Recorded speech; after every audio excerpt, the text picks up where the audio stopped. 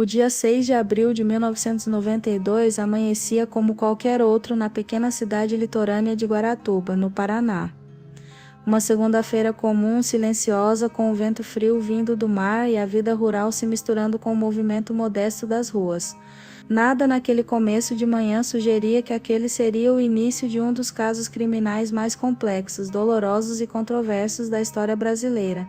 Um caso que marcaria famílias, abalaria instituições e criaria divisões que continuariam ecoando por décadas. Evandro Ramos Caetano, um menino de 6 anos, acorda cedo para mais um dia comum da infância. Pequeno, curioso, brincalhão, ele era conhecido no bairro por ser uma criança ativa, sempre em movimento, sempre sorrindo, sempre circulando pela vizinhança com a naturalidade típica das cidades pequenas, onde todos se conhecem e onde, à primeira vista, parecia não existir perigo. Ele vivia com a mãe, Dona Maria, uma mulher simples que batalhava todos os dias para manter a casa e criar os filhos.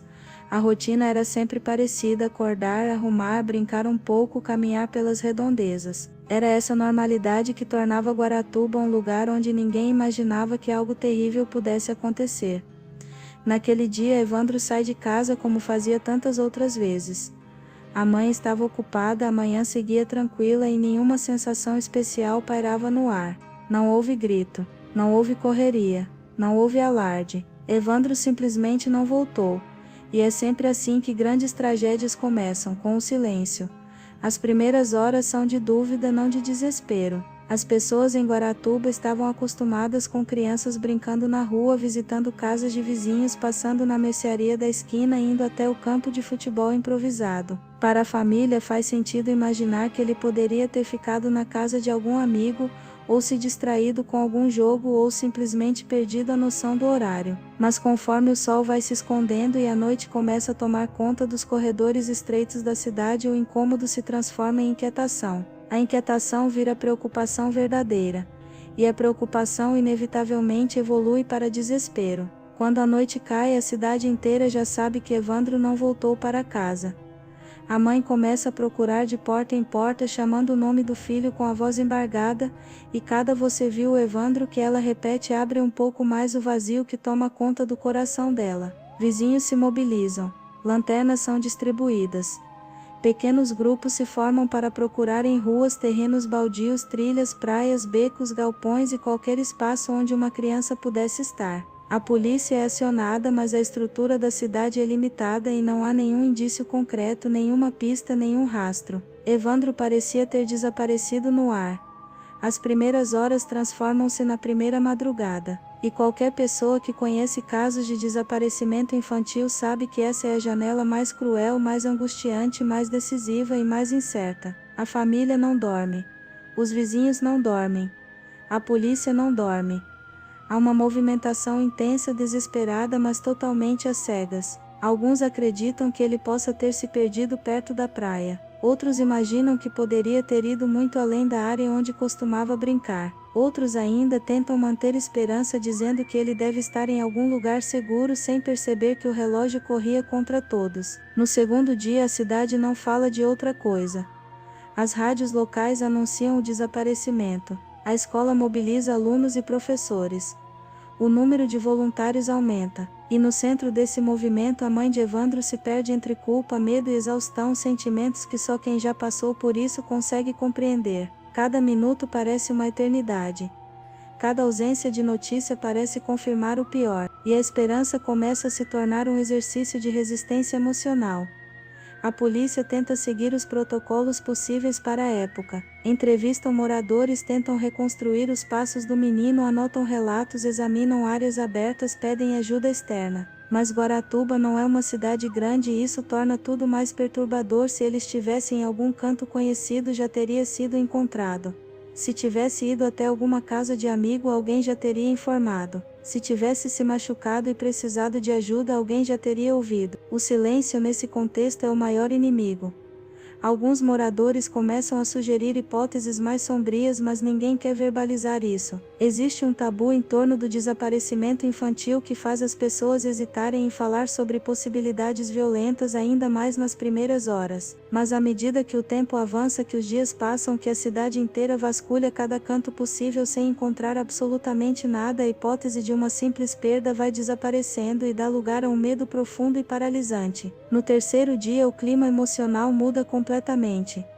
Não há mais espaço para esperança ingênua. O desaparecimento de Evandro já não parece ser uma situação comum. A polícia começa a tratar o caso com maior rigor, ampliando perímetros, revisitando depoimentos, investigando contradições. Mas ainda falta o elemento essencial, algum sinal concreto, uma pista, um testemunho, uma informação decisiva. E então, como tantas vezes acontece em casos de desaparecimento infantil, o desespero vira sensação coletiva. Guaratuba, que até então seguia sua vida tranquila, torna-se uma cidade em vigília constante. Todos olham para todos.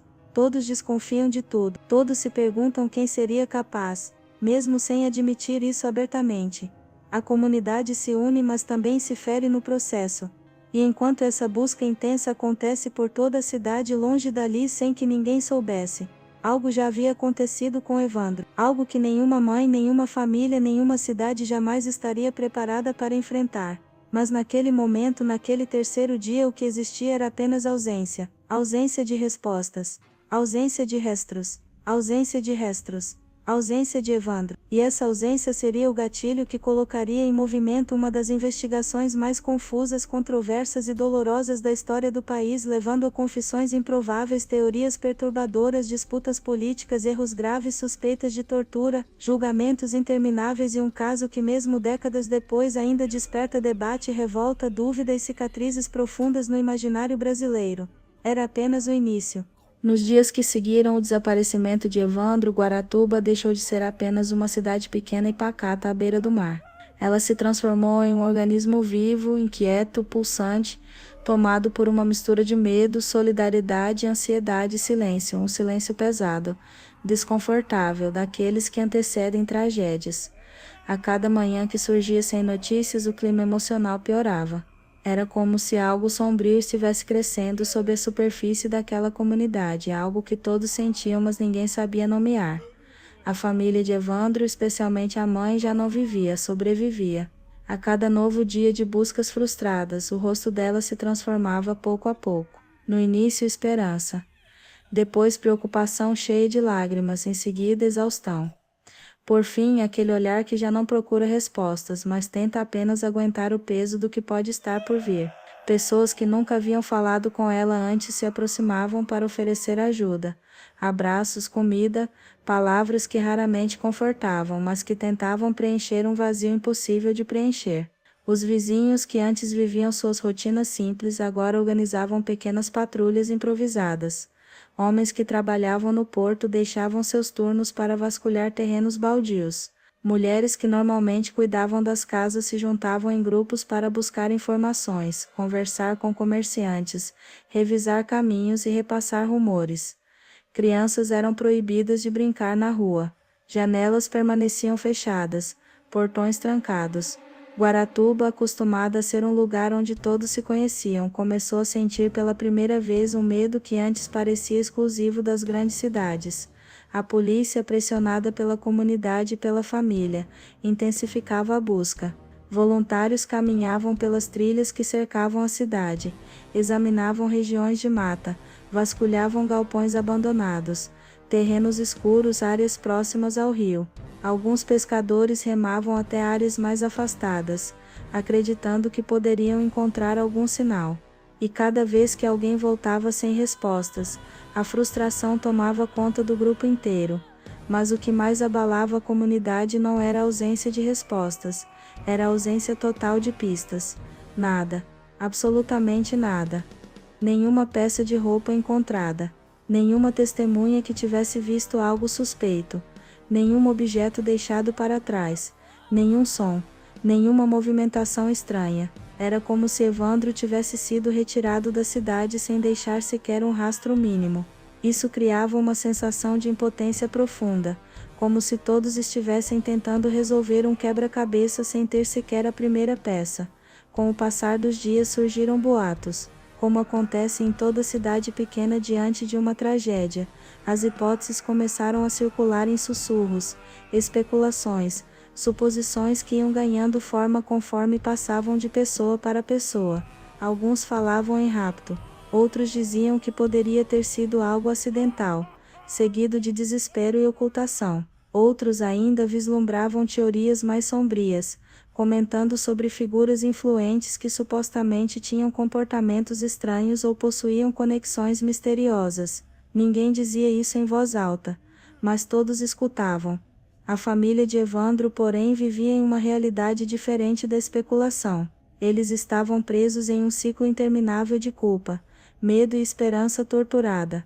O pai, quando não estava diretamente nas buscas, caminhava incansavelmente pela cidade, repetindo o nome do filho para quem quisesse ouvir. A mãe, constantemente cercada por vizinhas e amigas, alternava entre momentos de súplica e silêncio absoluto, como se estivesse presa entre dois mundos, o da racionalidade e o da fé. Cada notícia que chegava à porta de sua casa a deixava em estado de alerta, mesmo que fosse apenas mais uma informação vaga ou uma pista que não levava a lugar nenhum. Os outros filhos também sofriam. Crianças não entendem a complexidade de casos como esse, mas percebem quando a casa deixa de ser casa, percebem quando os adultos falam baixo demais, quando as conversas param abruptamente, quando elas entram na sala, quando o ar está carregado de emoções que elas ainda não conseguem nomear. Os irmãos de Evandro tentavam manter alguma normalidade, mas a normalidade já não existia. E a cidade, que começou unida, também começou a sentir uma tensão crescente. A ausência de respostas fazia com que olhares desconfiados surgissem em conversas cotidianas. Algumas pessoas passaram a suspeitar de vizinhos que jamais haviam causado qualquer sensação de perigo.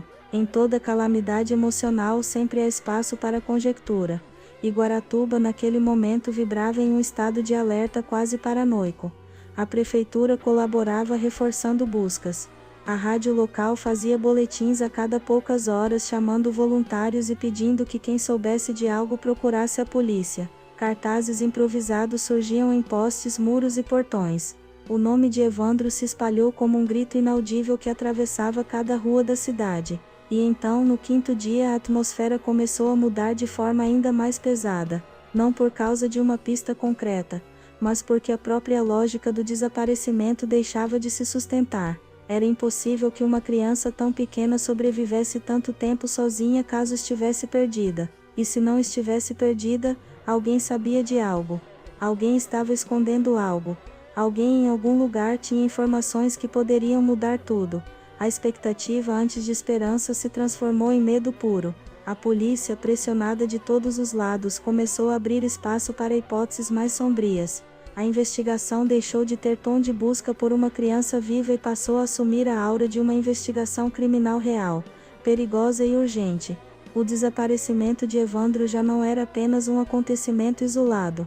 Era o prenúncio de que algo escuro se escondia na cidade, de que havia uma força humana ou circunstancial, capaz de arrancar uma criança de 6 anos de sua rotina, de seus brincos, do seio da própria família.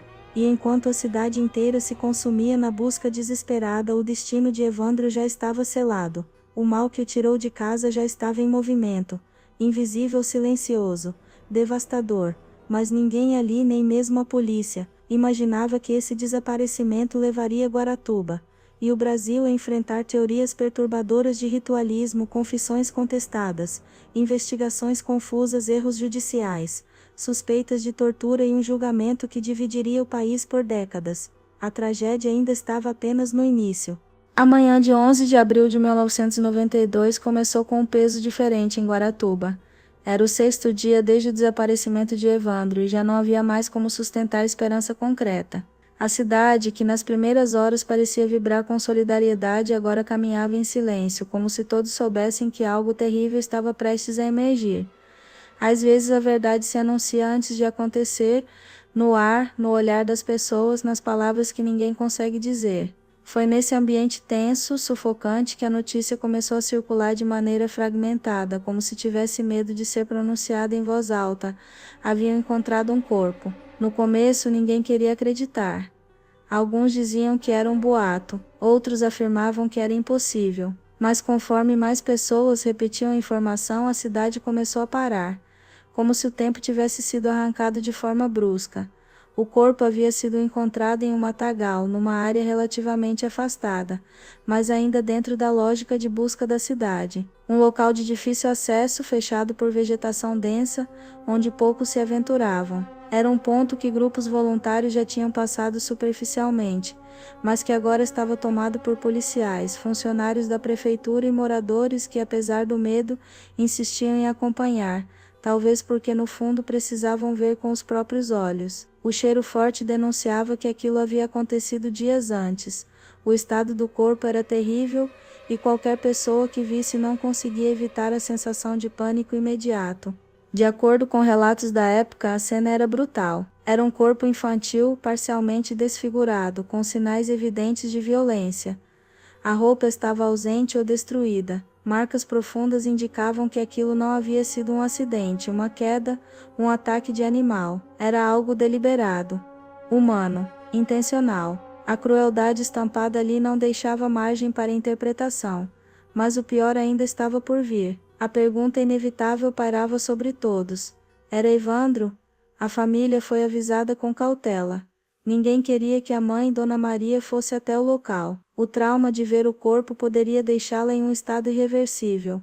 A polícia, seguindo procedimentos básicos, pediu que familiares identificassem características, roupas, objetos, mas não havia nada. Os elementos que normalmente ajudam a confirmar identidades haviam desaparecido. Era uma criança, um menino, aproximadamente da mesma idade, mas nada ali oferecia certeza imediata. Enquanto isso, a cidade mergulhava em choque. O clima, que antes era de busca ativa, agora era de velório coletivo. Pessoas que não se conheciam abraçavam umas às outras. A ideia de que aquela tragédia pudesse ter acontecido com uma criança tão pequena era devastadora. E ainda mais perturbador era o fato de que, se fosse Evandro, isso significava que o mal que todos temiam estava ali, respirando o mesmo ar, caminhando pelas mesmas ruas. A perícia, limitada pelos recursos da época, iniciou seus trabalhos com urgência. As condições do corpo eram tão degradadas que o processo de identificação seria extremamente difícil. As marcas de violência, no entanto, eram claras o suficiente para concluir uma coisa: aquele não era um caso comum. Havia algo profundamente errado na forma como aquela criança havia sido tratada. E a brutalidade despertou na cidade um medo que já não podia mais ser contido pelos muros invisíveis da normalidade. Enquanto os peritos trabalhavam, rumores se espalhavam. Alguns diziam que o corpo tinha sinais de ritual. Outros falavam em mutilações. Outros ainda citavam detalhes que mais tarde seriam confundidos com informações falsas, distorcidas, exageradas ou influenciadas pelas narrativas sensacionalistas que começariam a surgir. Mas naquele momento tudo era especulação. A única certeza era a mais trágica de todas: uma criança havia sido morta. E quando essa informação se instala, algo muda para sempre na dinâmica emocional de uma cidade. A polícia intensifica o trabalho, chamam reforços, procuram especialistas de fora, revisam tudo o que havia sido feito até então. O foco deixa de ser um desaparecimento e passa a ser um homicídio. Mas antes disso era preciso confirmar: o corpo encontrado era realmente o de Evandro? Esse processo se arrastou por horas longas, angustiantes. A cada minuto os familiares eram consumidos por mais sofrimento. A mãe, que antes ainda tinha uma pequena fagulha de esperança, agora vivia um torpor difícil de descrever. Quem já perdeu alguém assim sabe: o cérebro tenta se proteger, se afastar, negar. O corpo treme antes que a mente entenda. E as pessoas ao redor precisam sustentar o que a pessoa não consegue. Quando finalmente chega a identificação preliminar, ela não traz alívio, apenas dor. Pelas características físicas, pelo tamanho, pelo estado do corpo e por relatos indiretos, tudo indicava que o menino encontrado era sim Evandro. Mas não havia 100% de certeza, porque o estado de decomposição dificultava tudo. Apesar disso, naquele momento, para a família, para a polícia, para a comunidade, não existia outra possibilidade emocionalmente plausível. Evandro havia sido encontrado, e ele havia sido morto. As buscas cessaram. O foco mudou, e o que antes era um caso de desaparecimento agora se tornava uma investigação criminal carregada de pressão, medo, expectativa e uma sensação crescente de urgência. Mas o choque causado pela descoberta do corpo não seria nada comparado ao que estava prestes a acontecer nos próximos dias. Guaratuba, sem saber, estava prestes a enfrentar a investigação mais controversa de sua história. Uma investigação marcada por erros, precipitações, confissões inacreditáveis, disputas políticas e uma narrativa de ritualismo que se enraizaria profundamente no imaginário popular. O corpo de uma criança havia sido encontrado. Mas a verdade por trás daquele crime ainda estava longe de vir à tona, e as pessoas que estavam prestes a entrar no centro dessa história não faziam ideia do que as aguardava. Quando o corpo encontrado passou a ser tratado como o de Evandro, a investigação deu uma guinada violenta. A polícia já não buscava mais uma criança perdida, agora buscava um assassino. E como acontece em cidades pequenas onde todos se conhecem, essa transição não foi suave. Ela foi brusca, carregada de expectativas, medo e pressão pública que aos poucos começou a contaminar cada decisão, cada suspeita, cada palavra dita dentro da delegacia. A morte brutal do menino transformou a atmosfera de Guaratuba. Pessoas que eram amigas passaram a desconfiar umas das outras. Olhares se tornaram desconfortáveis, conversas antes informais passaram a ser sussurradas. Pais proibiam os filhos de sair de casa. As escolas estavam silenciosas, tensas, com professores tentando manter a normalidade, enquanto crianças perguntavam, confusas, o que havia acontecido com Evandro. A sensação de segurança da cidade havia desaparecido por completo, e a comunidade exigia respostas urgentes. Essa pressão recaía sobre a polícia de forma quase insuportável. Delegados, investigadores e agentes eram cobrados pela população, pela prefeitura, pela imprensa local e, de certo modo, pela própria consciência. Não havia estrutura, tecnologia nem recursos suficientes para lidar com um crime tão grave. A equipe precisava de suspeitos e precisava rápido. E é justamente nesse ambiente emocional explosivo que os primeiros nomes começaram a surgir. Inicialmente, a polícia seguiu o caminho mais óbvio.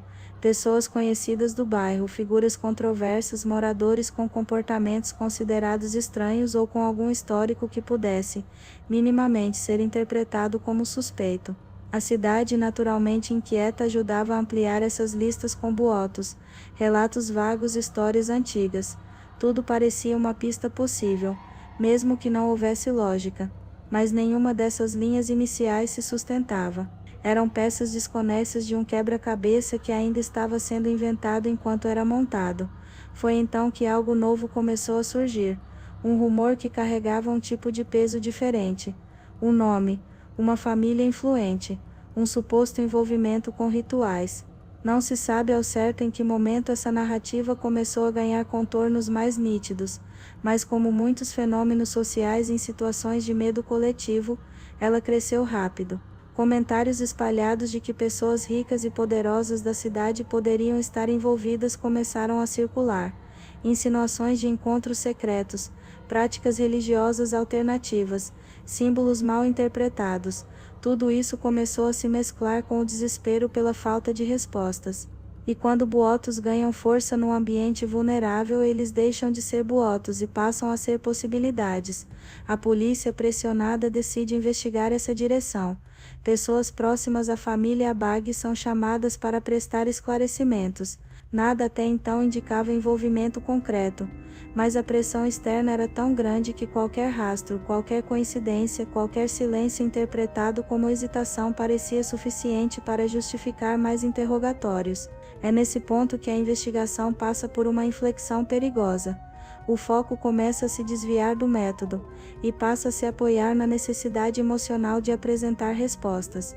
A polícia, incapaz de encontrar evidências sólidas imediatamente, passa a trabalhar sob a lógica de que a solução precisa existir, mesmo que ainda não esteja visível. Esse tipo de raciocínio, quando combinado com uma população apavorada, pode gerar efeitos devastadores, e gera. Alguns dos primeiros suspeitos são levados para interrogatório. Pessoas que tinham alguma ligação indireta com a família Abag ou com círculos sociais próximos. No início são conversas formais tensas, mas ainda dentro do esperado. No entanto, conforme o tempo passa e a pressão aumenta, o clima muda. Interrogatórios se tornam mais longos. Perguntas ficam mais incisivas. Silêncios passam a ser vistos como admissão. Contradições simples, naturais em momentos de estresse, começam a ser tratadas como mentiras intencionais. Foi nesse ambiente carregado de intensidade emocional e pânico social que as primeiras confissões começaram a surgir. Confissões que anos depois seriam alvo de profunda contestação. Confissões que mudariam completamente o rumo da investigação. Confissões que colocariam pessoas no centro de uma tempestade devastadora. As primeiras versões apresentadas segundo relatos posteriores foram confissões supostamente espontâneas, mas nada indicava clareza emocional ou coerência nos detalhes. Pessoas diziam ter participado de algo que ao mesmo tempo, não conseguiam explicar totalmente. Relatos sobre rituais surgiam de forma abrupta e desconexa, como se tivessem sido construídos sob pressão. Descrições de elementos litúrgicos, símbolos, práticas, apareciam de maneira quase teatral, como se tivessem sido absorvidas de conversas ou lendas urbanas locais. No entanto, para a polícia exausta, pressionada, cobrada, aquilo parecia pela primeira vez um caminho concreto.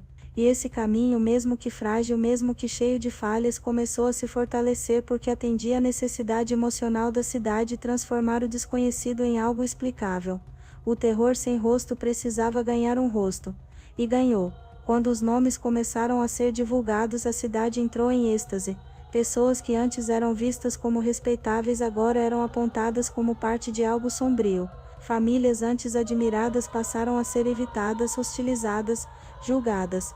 A narrativa religiosa, que era débil e confusa nos relatos iniciais, rapidamente foi absorvida pelo imaginário popular como verdade absoluta. Bastava que alguém repetisse o boato com convicção para que ele se tornasse um fato na percepção coletiva. A partir desse ponto, a investigação deixou de ser apenas uma busca pela verdade, e se transformou em um campo de batalha emocional. A cidade queria um culpado. Queria uma explicação. Queria sentido. E a polícia, mesmo que inconscientemente, começou a trabalhar para oferecer exatamente isso. As confissões tão questionadas anos depois se tornaram a base da narrativa oficial do caso naquele momento. Eram relatos repletos de falhas, contradições e lacunas, mas em meio ao caos emocional de Guaratuba, elas pareciam finalmente responder à pergunta que pairava sobre todos desde o primeiro dia.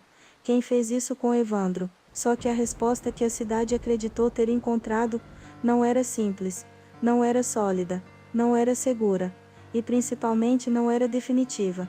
O que ninguém sabia é que essas primeiras confissões não apenas conduziram a investigação para um caminho controverso, mas também dariam início a uma das maiores discussões sobre coerção policial, manipulação, tortura, influência política e erros judiciais da história criminal brasileira. A partir dali nada seria mais como antes, nem para a investigação, nem para Guaratuba, nem para o país. Com as primeiras confissões registradas, confissões frágeis, confusas, emocionais, mas ainda assim confissões, a investigação do caso Evandro entrou em uma fase que, olhando em retrospecto, parece quase inacreditável. Em poucos dias, o desaparecimento de um menino de 6 anos deixou de ser lido como um crime isolado e passou a ganhar contornos de ritualismo, ocultismo, simbolismo esotérico e conspirações que envolveriam nomes influentes da cidade. Era como se um curto-circuito coletivo tivesse atingido Guaratuba, criando uma atmosfera de histeria silenciosa que contaminava tudo: a polícia, a imprensa, a população, a interpretação dos fatos e até mesmo a percepção sobre quem eram os possíveis culpados. A partir desse ponto, os olhos da investigação começaram a se fixar em duas figuras centrais, Beatriz Abag e Celina Abag, mãe e filha pertencentes a uma família conhecida, influente e respeitada na cidade. Era o tipo de associação que até então pareceria improvável, o tipo de nome que normalmente circula longe das suspeitas.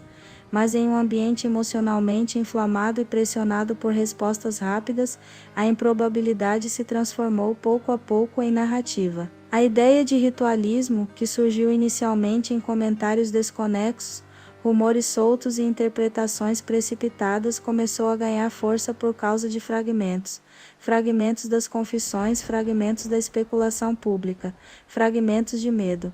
Nada era totalmente explícito, nada era totalmente lógico, mas quando fragmentos se acumulam o suficiente, eles formam uma imagem, e essa imagem naquele momento era de um suposto ritual que teria culminado na morte de Evandro. A imprensa local, ávida por novidades e igualmente pressionada pela população, começou a repetir trechos desses boatos. A palavra ritual apareceu nas conversas antes mesmo de aparecer oficialmente nos autos. Repórteres comentavam em tom de mistério. Moradores sussurravam em tom de horror. Pessoas repetiam versões parcialmente ouvidas, parcialmente inventadas. E como acontece em toda histeria coletiva, o que era dúvida se tornou suposição, e a suposição inevitavelmente virou convicção. A polícia, pressionada, passou a tentar encaixar esses elementos no caso, mesmo sem ter provas materiais que sustentassem a narrativa. A ausência de respostas concretas deixava espaço demais para hipóteses simbólicas. E a ideia de que pessoas ricas, poderosas ou supostamente envolvidas com práticas esotéricas poderiam estar por trás do crime começou a exercer uma força magnética na imaginação coletiva. Era mais fácil acreditar em um grande rito do que aceitar um crime comum cometido por alguém comum, porque o horror parecia tão absurdo, tão violento, tão incompreensível que precisava de uma explicação igualmente grandiosa. Beatriz e Celina Abag foram chamadas para depor, e naquele momento a simples ida delas à delegacia já bastava para alimentar a narrativa. A cidade comentava com curiosidade mórbida. Pessoas se aglomeravam na porta da delegacia para ver as duas, não por acreditarem genuinamente na culpa delas, mas porque a história triste, cruel, desesperadora precisava de antagonistas. A tragédia emocional precisava de personagens. O desespero precisava de foco. E assim, pouco a pouco, a família Abag foi se tornando o centro gravitacional da suspeita. Essa suspeita se intensificou de forma explosiva quando novas confissões, ainda mais controversas do que as primeiras, começaram a surgir. Alguns dos suspeitos detidos passaram a citar Beatriz e Celina de maneira direta, mesmo que de forma contraditória. Falaram em participação em ordens, em reuniões, em práticas que, descritas sob pressão, soavam mais como delírios estruturados do que como fatos. A polícia, porém, diante de confissões que supostamente corroboravam umas às outras, acreditava estar chegando à verdade. A narrativa de ritual se solidificou mesmo sem existir um único elemento físico que confirmasse tal hipótese. Não havia objetos cerimoniais, não havia símbolos ligados ao ocultismo, não havia registros concretos de práticas esotéricas, não havia testemunhas externas, não havia absolutamente nada no corpo de Evandro que comprovasse qualquer tipo de ritual. Mesmo assim, a ideia cresceu. E cresceu não porque havia provas, mas porque havia necessidade emocional. A dor da cidade precisava ser organizada dentro de uma narrativa compreensível. A brutalidade do crime precisava ser atribuída a algo que a mente humana conseguisse rotular, ainda que incorretamente. E o medo coletivo precisava ser canalizado para um inimigo claro. A polícia então transformou boatos em linhas de investigação. Transformou suposições em acusações, transformou confissões desconexas em peças de um quebra-cabeça que, apesar de não encaixar perfeitamente, parecia resolvido demais para ser questionado naquele momento. A partir dali, tudo aconteceu rápido. Beatriz e Celina passaram de suspeitas discretas a nomes estampados em manchetes. A cidade dividida começou a agir como se estivesse vivendo um drama coletivo. Parte das pessoas acreditava na culpa delas. Outra parte acreditava que elas jamais fariam algo assim. Outra parte ainda acreditava apenas que era melhor se afastar, por medo, por incerteza, por autopreservação. As confissões obtidas naquele período, que mais tarde seriam reinterpretadas sob a luz de denúncias gravíssimas de tortura, começaram a montar uma suposta narrativa ritualística tão cinematográfica que era quase impossível não chamar atenção. Descreviam encontros, velas, procedimentos, símbolos, métodos, intenções. Nada disso posteriormente se sustentaria de forma sólida. Mas naquele momento, sob pressão, tudo parecia fazer sentido dentro do caos. E assim o caso Evandro, que começou como um desaparecimento infantil, rapidamente se transformou em um dos episódios mais controversos da história criminal brasileira. Um caso que envolveria acusações contra figuras sociais influentes, suspeitas de corrupção, denúncias de manipulação policial, e uma narrativa de ritualismo que marcaria o país para sempre, mesmo que décadas depois ainda fosse impossível determinar com clareza onde terminava a verdade e onde começava a ficção produzida pela dor. Era o início da fase mais sombria e confusa da investigação, e o que viria a seguir não só abalaria o caso, mas colocaria em xeque a própria credibilidade da polícia. À medida que a narrativa ritualística ganhava força, algo inquietante começou a surgir atrás das cortinas da investigação. As versões apresentadas pelos suspeitos não apenas pareciam inconsistentes, elas se contradiziam de maneiras que não poderiam ser ignoradas.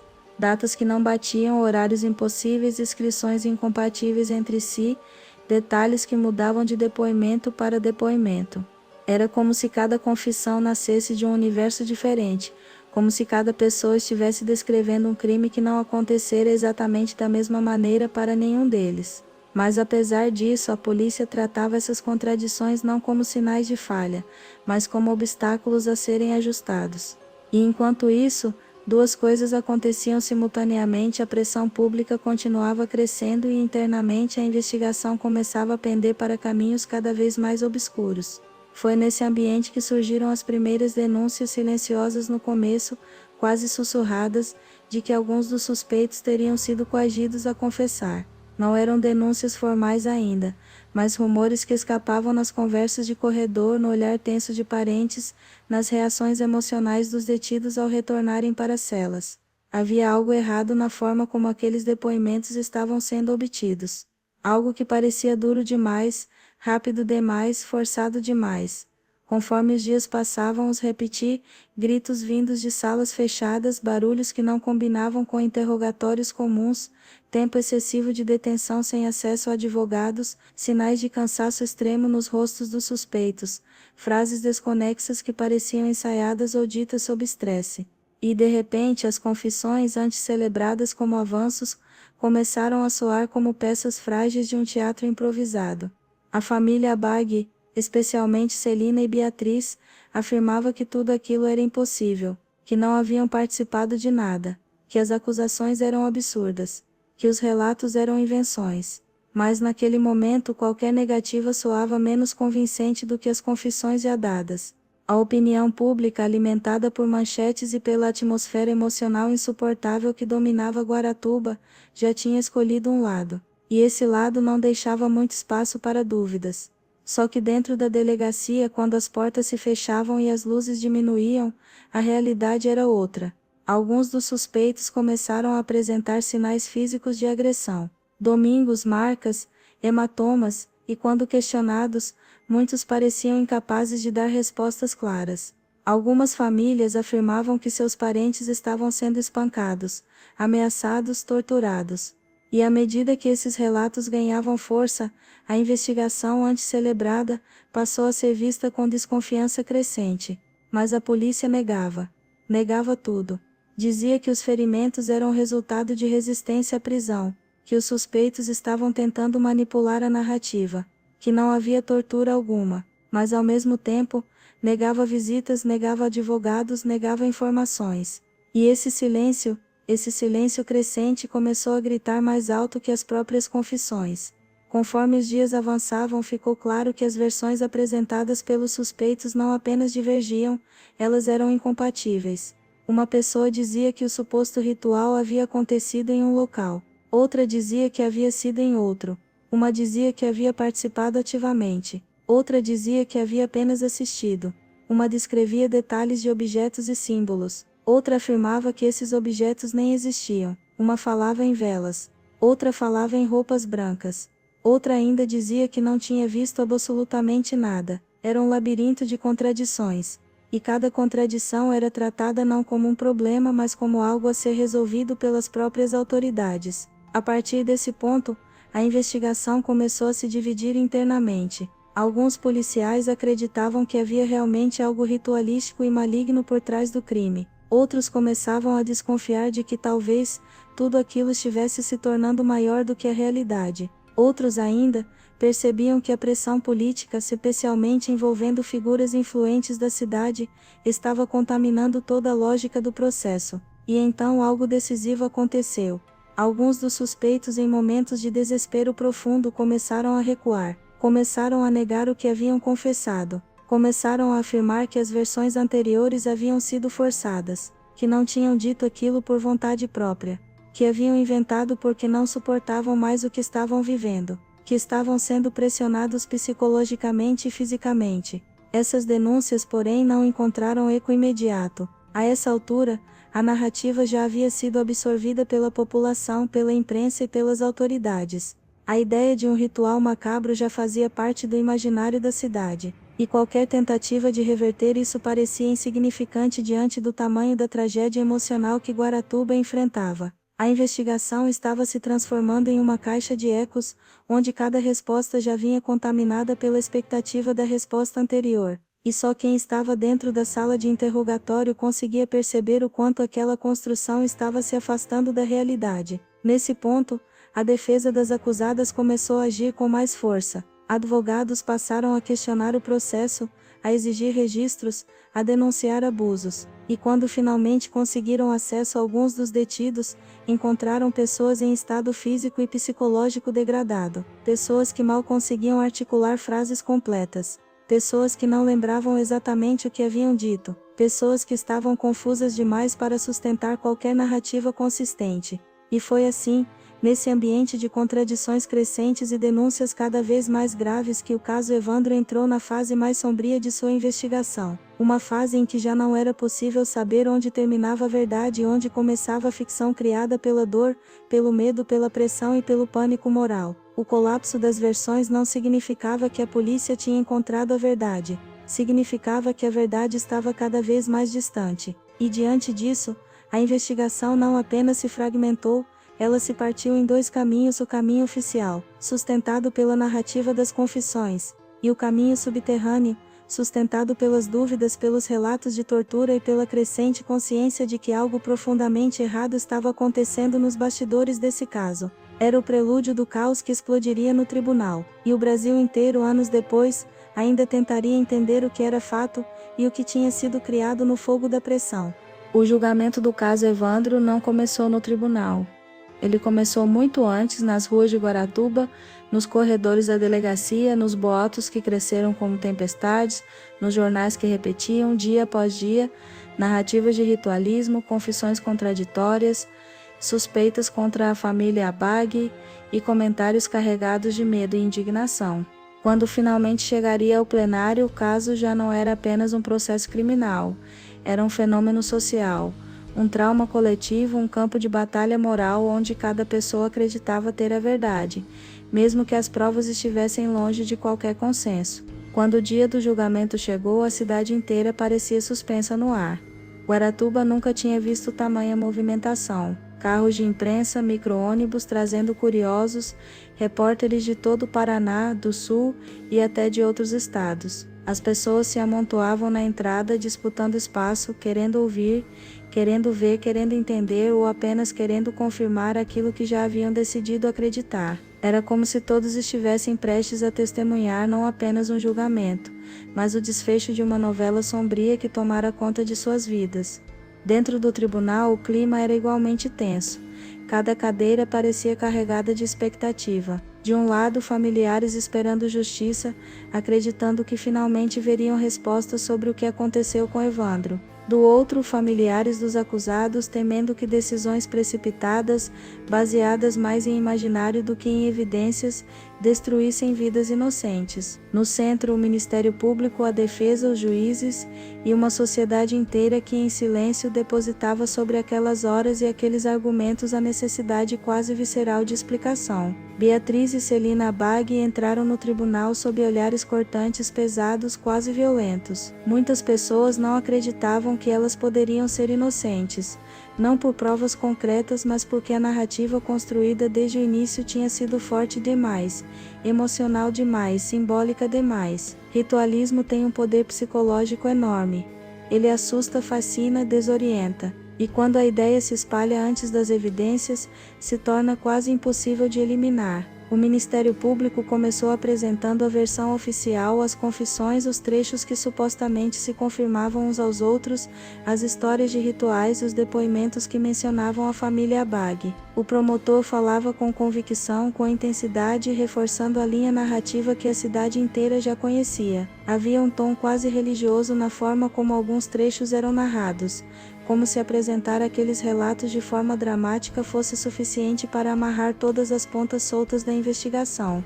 Mas conforme a defesa começou a atuar, a impressão geral mudou drasticamente. Advogados experientes desmontavam as confissões peça por peça, mostravam que datas não batiam, mostravam que horários eram impossíveis, mostravam que algumas pessoas que diziam ter participado do suposto ritual estavam em outros lugares no momento do crime, mostravam que as confissões se contradiziam não em detalhes secundários, mas na própria estrutura. Um dizia que o ritual aconteceu em um local, outro dizia que foi em outro.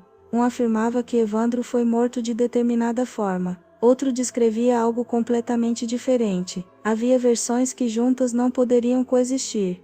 E então a defesa começou a tocar no ponto que ninguém queria encarar de frente as denúncias de tortura. Foi nesse momento que o tribunal deixou de ser um espaço de busca pela verdade, e passou a ser palco de choque, incredulidade, revolta e desconforto. Advogados mostravam fotos, relatos, testemunhos que apontavam para agressões durante interrogatórios, falavam em espancamentos, falavam em coação, falavam em isolamento e exaustão física, falavam em confissões arrancadas sob dor, e quanto mais apresentavam essas denúncias, mais o público que inicialmente zombava começava a se calar. Os acusados, quando questionados, narravam histórias sobre o tratamento recebido na delegacia. Histórias de medo, humilhação, dor física. Histórias que, do ponto de vista lógico, explicavam a existência de confissões tão claramente contraditórias. Histórias que, se verdadeiras, colocariam toda a investigação sob suspeita.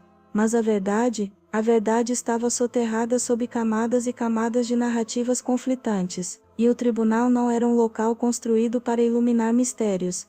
Era um local construído para decidir. E decisões precisavam ser tomadas. O julgamento se arrastou em dias de tensão, testemunhas emocionadas, especialistas chamando atenção para erros periciais, policiais defendendo seus procedimentos, atores sociais brigando discretamente por poder, influência, credibilidade. Algumas pessoas choravam na plateia, outras gritavam acusações, outras apenas observavam imersas na sensação de que estavam presenciando algo maior do que um processo criminal, estavam presenciando a própria falência da compreensão humana diante da dor. Quando chegou a fase final, a divisão já estava explícita. Uma parte acreditava fielmente na culpa dos acusados. Outra parte acreditava piamente que eles eram vítimas de um processo falho e violento. E outra parte numerosa não sabia mais o que acreditar. Apenas queria que tudo terminasse. Os jurados, pressionados por uma atmosfera emocional insuportável, apresentaram o veredito: condenação. Era como se a cidade, desejando encerrar aquela ferida aberta, tivesse decidido pela resposta que parecia oferecer algum tipo de fechamento, mesmo que esse fechamento fosse precário, incompleto, contestável. Quando o resultado foi lido, o tribunal explodiu em reações diferentes: aplausos, gritos, choro, silêncio, ódio, alívio, desespero. E assim o caso Evandro consolidava sua posição como um dos julgamentos mais controversos da história brasileira, não por falta de emoção, mas por falta de certeza. Ele dividiu famílias, dividiu policiais, dividiu juristas, dividiu o país. A partir daquele momento a verdade oficial estava registrada nos autos, mas a verdade real continuava perdida em algum lugar entre a investigação, o medo, a pressão, as falhas do sistema e as contradições que ninguém conseguia apagar. E essa sensação de incerteza profunda, de mistério mal resolvido, iria acompanhar o caso pelos próximos anos, alimentando revisões, documentários, debates e revelações que mudariam completamente a forma como o Brasil enxergaria aquele julgamento. Porque o caso Evandro não terminaria no tribunal. Ele apenas entraria em sua fase mais dolorosa, a fase em que as pessoas começam a perceber que talvez tudo aquilo pudesse estar errado. O julgamento havia terminado, mas a sensação de encerramento estava longe de existir. Em Guaratuba, algumas pessoas tentavam seguir com a rotina como se a condenação tivesse trazido algum tipo de paz. Mas para muitas outras algo permanecia incomodando, um desconforto silencioso, uma sensação de que havia peças deslocadas, perguntas sem resposta e detalhes que simplesmente não se encaixavam. Era como se o caso tivesse sido fechado com pressa, com alívio, mas não com clareza. Os anos começaram a passar, e a poeira que inicialmente escondeu as falhas do processo foi lentamente baixando. O país mudava, a polícia se modernizava, novas investigações surgiam, mas o nome Evandro continuava ecoando, especialmente entre aqueles que nunca aceitaram a narrativa ritualística como verdade absoluta. E foi nesse período de aparente esquecimento que uma nova onda de questionamentos começou a surgir. Primeiro vieram os advogados que revisitaram os autos. Eles encontraram contradições tão profundas nas confissões que era difícil acreditar que tudo aquilo havia sido levado a sério no tribunal. Era como se os depoimentos tivessem sido costurados às pressas, sem lógica, sem consistência, sem o mínimo rigor que um caso daquela gravidade exigia. Mais do que isso, encontraram procedimentos policiais que, com o olhar moderno, pareciam absurdamente irregulares. Depois surgiram especialistas que retomaram o caso sob a ótica da criminologia contemporânea. Eles analisaram os laudos, reviram fotografias, compararam práticas investigativas da época com os padrões atuais. E quanto mais revisavam, mais percebiam que algo ali tinha sido conduzido com falhas graves e que algumas conclusões apresentadas não tinham suporte científico. Mas o verdadeiro ponto de virada veio com as denúncias de tortura que ao longo dos anos não apenas persistiram como ganharam força. Pessoas que antes tinham medo de falar começaram a contar o que viram. Agentes da época agora aposentados admitiram que havia um clima de pressão tão grande que certos procedimentos escaparam do controle. Alguns acusados relataram com detalhes humilhações, agressões e coerções psicológicas que teriam acontecido durante o período dos interrogatórios. E enquanto esses relatos ganhavam força, outro elemento crucial emergia: o impacto político do caso. Muitas das pessoas envolvidas direta ou indiretamente no processo tinham relações com figuras importantes da época. Isso levantou suspeitas de que parte da investigação poderia ter sido influenciada por interesses locais, não necessariamente por má fé, mas pela necessidade de oferecer uma resposta rápida à população que estava emocionalmente em frangalhos. A tragédia de uma criança desaparecida e morta exige um culpado, exige um sentido, exige uma justiça. E quando a polícia não consegue encontrar respostas concretas, a pressão para entregar uma solução pode ser devastadora. Foi nesse ambiente que jornalistas investigativos começaram a reabrir a história. Reportagens foram feitas, documentários começaram a seriamente questionar a versão oficial. Programas de rádio e TV recolocaram o tema em pauta. E com o avanço da internet, o caso passou a circular entre pessoas que nunca tinham ouvido falar dele, reacendendo discussões, comparações, teorias. O país que antes tinha engolido a narrativa do ritual começou a olhar para ela com estranhamento. A sociedade mais informada, mais crítica, mais acostumada a analisar casos complexos passou a se perguntar como um crime tão brutal pôde ser atribuído a práticas ritualísticas sem evidências. Como confissões tão contraditórias puderam sustentar uma condenação. Como pessoas sem histórico de violência foram apontadas como autoras de atos tão específicos, tão simbólicos, tão complexos, e foi exatamente nessa virada histórica que um elemento decisivo emergiu. O caso começou a ser estudado por pesquisadores e jornalistas independentes, incluindo Ovan Mizanzuka, que anos depois mergulharia profundamente na investigação, revisitando documentos, ouvindo vozes que nunca haviam sido ouvidas, confrontando versões oficiais e abrindo portas que pareciam fechadas para sempre. O que ele encontrou, o que ele revelou e o que ele reconstruiu não apenas reacendeu o caso, como o revirou completamente. Arquivos esquecidos foram recuperados. Documentos que pareciam inofensivos revelaram falhas críticas. Laudos inconsistentes foram reanalisados. Depoimentos foram confrontados com fatos irrefutáveis. A cronologia original, antes tratada como definitiva, mostrou-se cheia de buracos.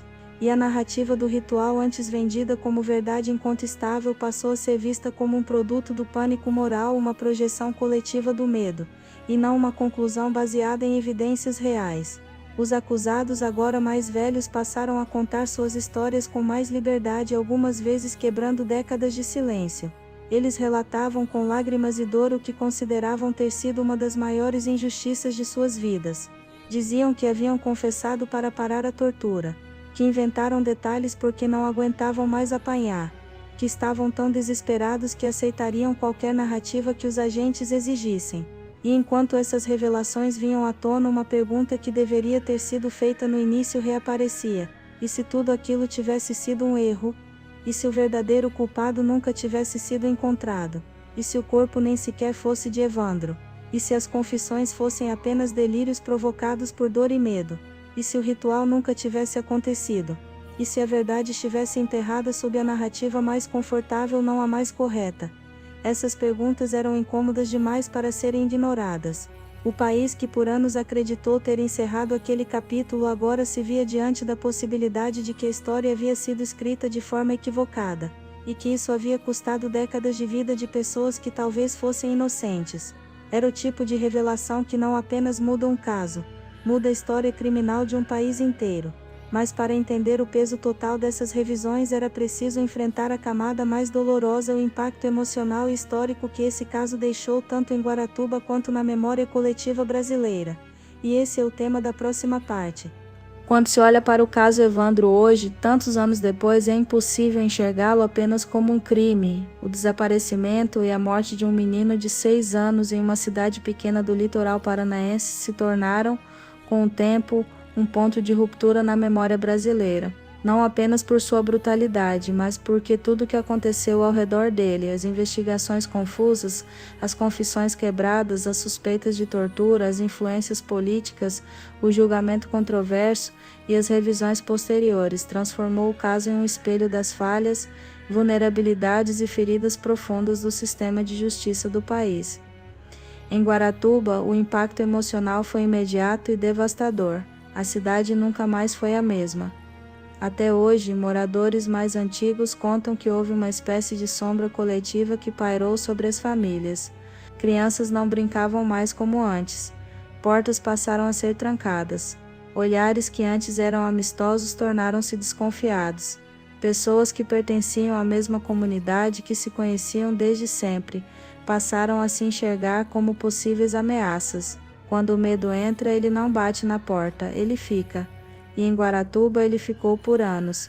Para a família de Evandro, o trauma ultrapassa qualquer narrativa.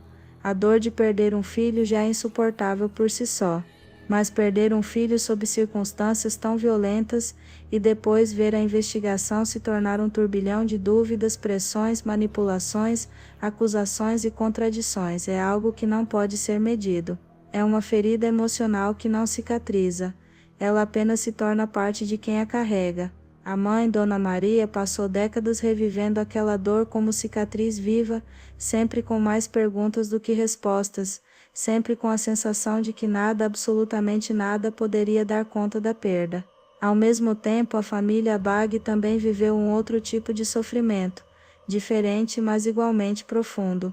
Tornar-se de um dia para o outro o alvo de acusações tão pesadas, ver seu nome estampado em jornais como símbolo de algo sombrio, enfrentar o julgamento público antes mesmo do julgamento jurídico, perder credibilidade e ser isolada, vista como monstro, como inimiga, como cúmplice do inimaginável, tudo isso deixou cicatrizes que mesmo décadas depois ainda são sentidas.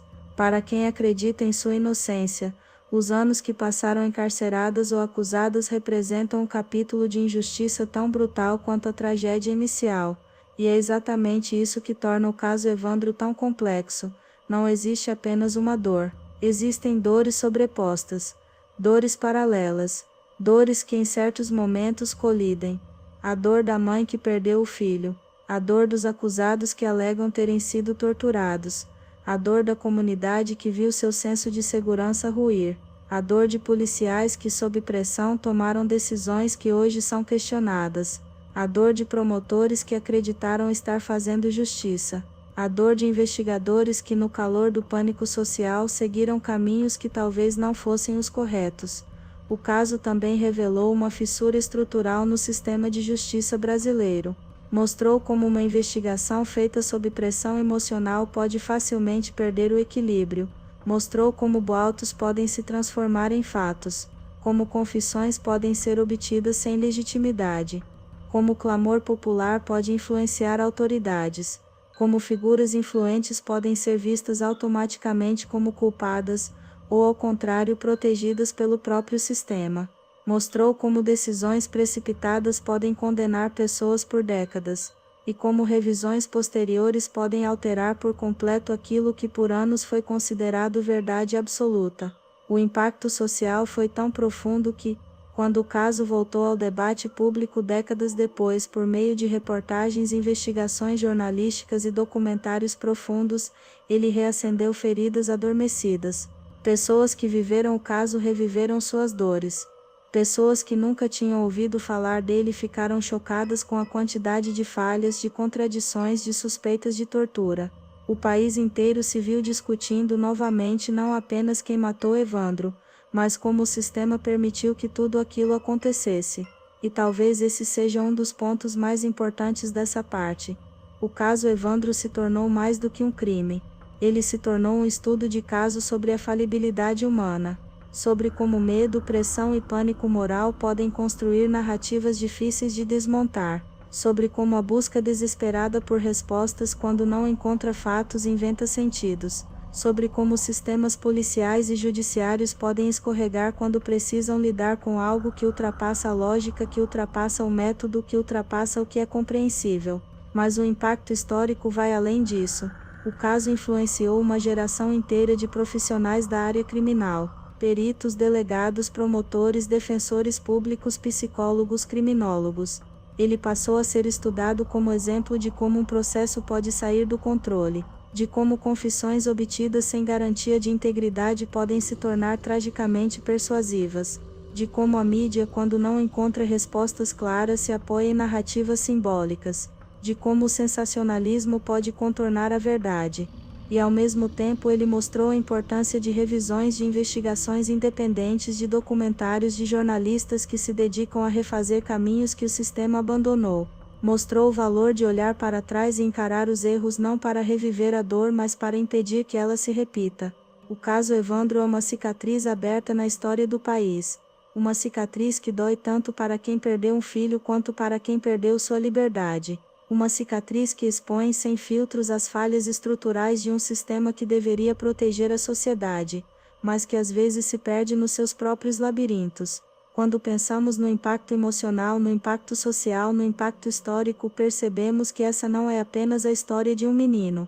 É a história de uma comunidade, de um estado, de um país inteiro tentando entender como algo tão confuso, tão doloroso e tão mal conduzido poderia ter acontecido sob seus olhos. E o mais difícil de tudo é que mesmo depois de 30 anos o caso Evandro continua sendo acima de tudo uma história sem um fim claro, uma história que provoca mais perguntas do que respostas, uma história que exige de quem a visita não apenas curiosidade mas sensibilidade, empatia e a capacidade de reconhecer que certas verdades talvez jamais sejam totalmente reveladas. Essa é a herança emocional do caso Evandro. E é por isso que ele continua vivo, não apenas nos autos mas na memória de um Brasil inteiro. O caso Evandro não termina quando as luzes do tribunal se apagam, nem quando as revisões são publicadas, nem quando as versões entram em conflito, nem quando documentários tentam reorganizar os fragmentos do passado.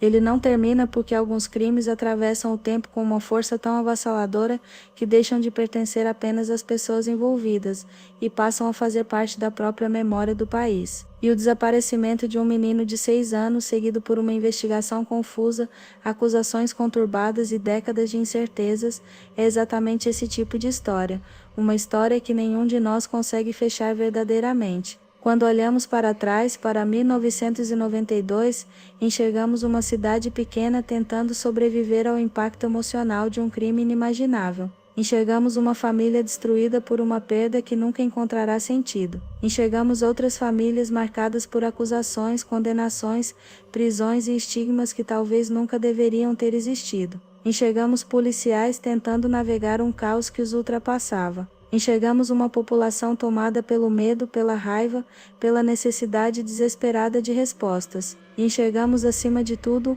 um sistema inteiro lutando contra os seus próprios limites.